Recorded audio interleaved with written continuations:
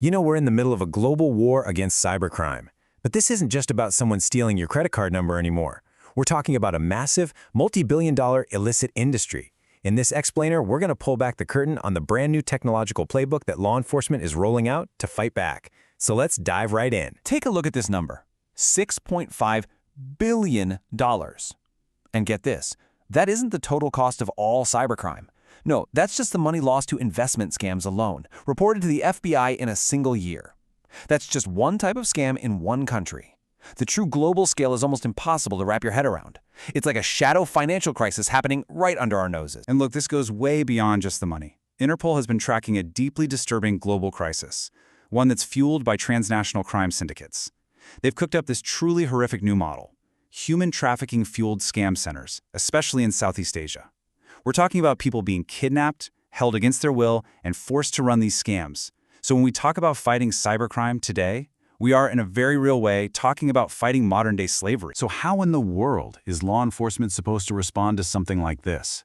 Well, they've got a new playbook, and that's what we're breaking down today. First, we'll look at the crisis itself and why the old ways just don't work anymore. Then, we'll get into their 3 core strategies: building a solid data foundation, connecting the hidden dots, and finally, jumping headfirst into the AI arms race. So, let's start with the crisis. Why are the old policing models failing so badly? It really all boils down to one thing: a total mismatch in speed. Criminals operate at the speed of the internet. They can move money and coordinate attacks across dozens of borders in seconds. Meanwhile, traditional policing, investigating a crime after it's already happened, well, it's just stuck in the analog world. It is way, way too slow. This quote from Interpol really lays bare the devastating human cost here. We're seeing the explosion of these incredibly cruel schemes, like one called pig butchering. That's where scammers will spend months grooming a victim, even faking a romantic relationship, just to build enough trust to convince them to empty their entire life savings into a fake crypto investment. And the horror is twofold. The person you're talking to, the scammer, is very often a victim themselves, trafficked and forced to do this against their will. Okay, so how do you fight a borderless, lightning-fast threat? You have to build a whole new playbook. And play number 1 is all about creating a rock-solid data foundation. The core idea is simple but powerful. Centralize all the crime reports coming in and use that unified intelligence to act with unbelievable speed. And this slide really shows you that fundamental shift. In the old reactive model, a victim's report would just get logged in some local police database, totally siloed off from everyone else. By the time anyone even started an investigation, the money was long gone. The new proactive model completely flips that on its head. Centralized data hubs let agencies see the big picture, spot patterns as they emerge, and actually disrupt the crime while it's happening. Let's see how this speed works in the real world with Interpol's iGrip protocol. Just think of it like a global e-brake for stolen cash. A victim reports a scam. Their local police hit the iGrip button, which sends an instant global alert through Interpol's network. This lets banks, maybe halfway across the world, freeze those illicit funds, sometimes in just a few hours. It stops the criminals dead in their tracks. But does it actually work? Oh yeah. The results from a recent effort, Operation HEV, are just stunning. It was a single coordinated push across 40 countries. The result? Over 5,500 arrests and $400 million in seized assets. And get this, in one case, a company got tricked into wiring over $42 million. Using iGrip, police managed to intercept and freeze 39 million of it. That is an absolute game changer. Okay, so having a giant ocean of data is step 1, but that just creates a new problem, right? How do you actually find the criminals hiding in all that information? And that brings us to play number 2. Connecting the hidden dots. The key technology here is called a knowledge graph. And honestly, the best way to picture it is as a superpowered digital version of that detective's stringboard on the wall. It doesn't just store individual facts, it actually understands and maps the relationships between them, the people, the accounts, the locations, to build you a visual map of the entire network. So before this kind of technology, an investigator would just be staring at a list like this one. A fake name from a dating app, some random IP address, a bank account number. They're all just separate, disconnected clues. It's basically a dead end. But a knowledge graph just gobbles all this up and automatically starts finding the hidden links. It might see that, wait a second, the same IP address was used to create that social media profile and to access this bank account. And maybe that crypto wallet has been linked to 5 other scams. All of a sudden, that dead-end list of facts isn't a list anymore. It's a living, breathing map of the entire criminal network. And this right here is the real strategic jump.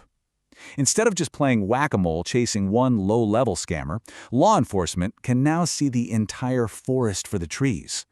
They can see the whole organization behind the curtain, the money launderers, the tech guys, everybody. They can move from just prosecuting a single case to systematically dismantling the whole criminal business. Which brings us to our third and final play, and this is where things start to feel like sci-fi, the AI arms race. The simple truth is, criminals are already using AI to make their attacks more sophisticated and harder to stop. Law enforcement has no choice but to fight fire with fire. So on one side of the battlefield, you have criminal AI creating hyper-realistic deepfakes, automating phishing campaigns at a massive scale, and building malware that literally adapts on the fly to avoid getting caught. So, in response, law enforcement is developing its own AI toolkit. Autonomous defense systems, real-time deepfake detectors, and even AI that can help automate parts of the investigation. And the next frontier here is something called agentic AI. Now, this isn't just an AI that you ask a question. This is an AI that can act. Think of it like an autonomous security analyst that works 24/7.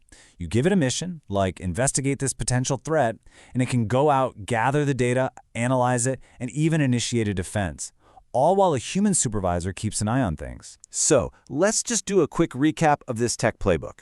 It's really 3 layers. You start with big data analytics to spot the crime trends before they get out of hand. Then, you layer on knowledge graphs to visualize the criminal networks hidden inside that data. And finally, you top it off with agentic AI to automate your defenses and respond in real time. Each layer builds on the one before. But, and this is a huge but, deploying this kind of powerful new playbook isn't just a tech problem. Having this much power means we have to establish some new rules for the game. Because, as they say, with great power comes some pretty immense responsibility. So if we pull this all together, the full playbook isn't just those 3 tech plays. There's a 4th crucial principle that underpins everything, and that's governance. Right? Centralizing data, mapping networks, automating defense, these are incredibly powerful tools. But if you don't have strict rules in place to maintain public trust, the whole system just falls apart. This is exactly why strong data governance and privacy laws, things like Thailand's PDPA or Europe's GDPR, are so absolutely critical. They're not obstacles to get around. In fact, you should think of them as enablers of modern policing. They're what ensures that data is handled the right way, that evidence actually holds up in court, and, most importantly, that the public trusts law enforcement to wield these powerful new tools responsibly. And this leaves us with a final, really critical question. This new playbook gives law enforcement unprecedented power to keep us safe, but it also gives them unprecedented access to our data. As these technologies become more and more common, the challenge for all of us is to find that right balance, and to decide together, as a society, where exactly we draw the line between our security and our privacy. Thanks for watching.